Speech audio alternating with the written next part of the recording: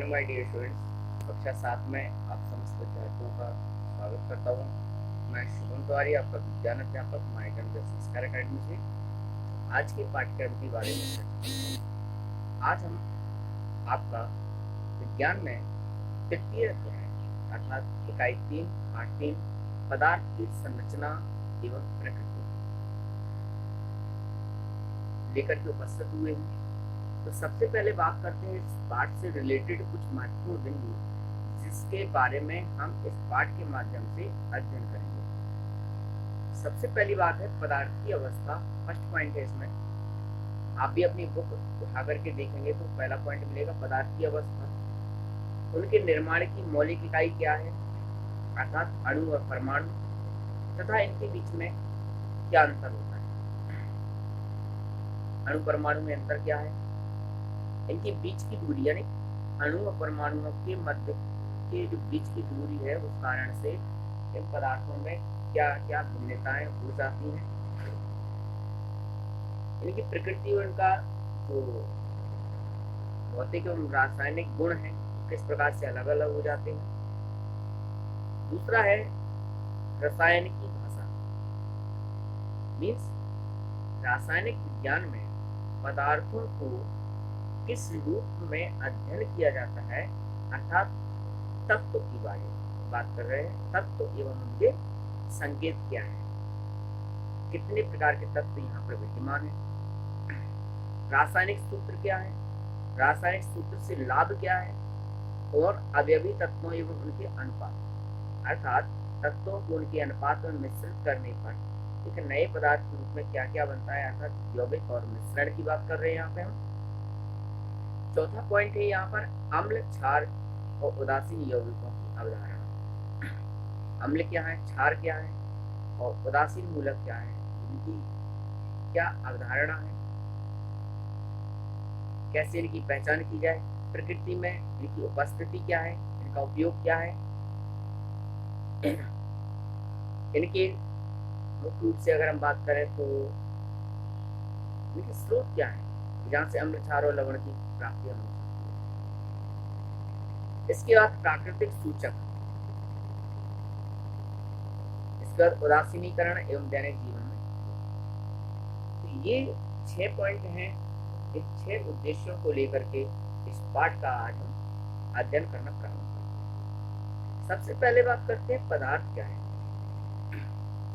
पदार्थ अर्थात द्रव्य तो वे वस्तुएं जो स्थान घेरती हैं, जिनमें भार होता है और जिसका ज्ञान हम अपनी इंद्रियों द्वारा कर सकते हैं, ऐसी वस्तुओं को, ऐसे पदार्थ द्रव्य को हम पदार्थ की संज्ञा के रूप में पहचानते हैं।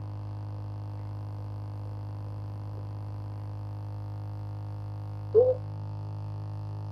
अब इनकी मौलिक इकाई क्या है। पदार्थ देखिए छोटे छोटे कणों से मिलकर के वस्तु कोई बनती है।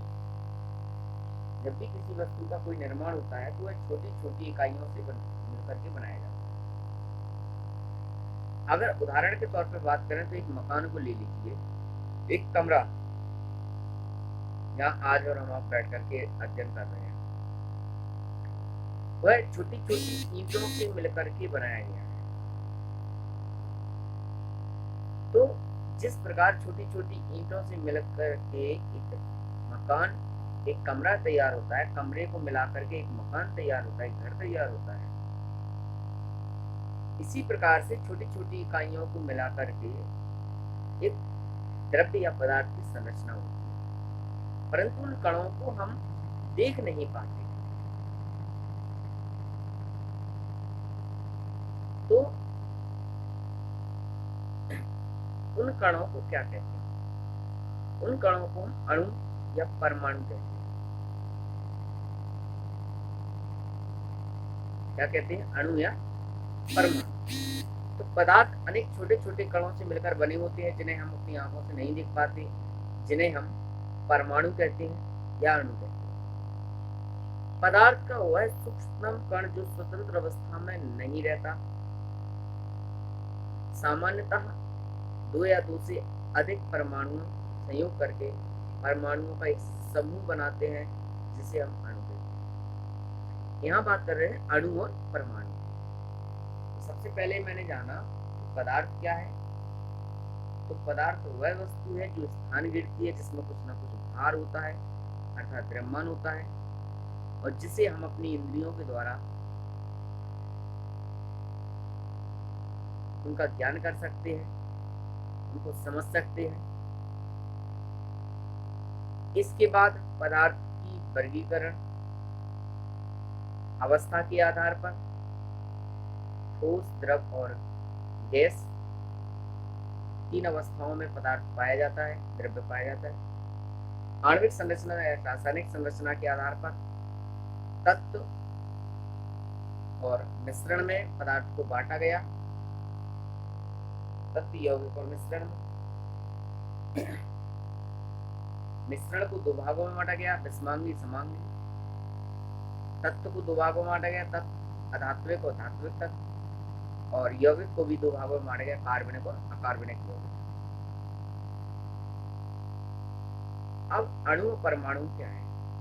तो देखिए, जैसे हमने छोटे छोटे कंकड़ उठाओ और कंकड़ों को इकट्ठा एक जगह कर लो और उन्हें अगर आपस में जोड़ दिया जाए किसी माध्यम से, तो एक बड़ा सा पत्थर बन जाएगा। ठीक इसी प्रकार से पदार्थ का वह सूक्ष्म कण जो स्वतंत्र अवस्था में नहीं रह सकता, उसे हम कहते हैं परमाणु।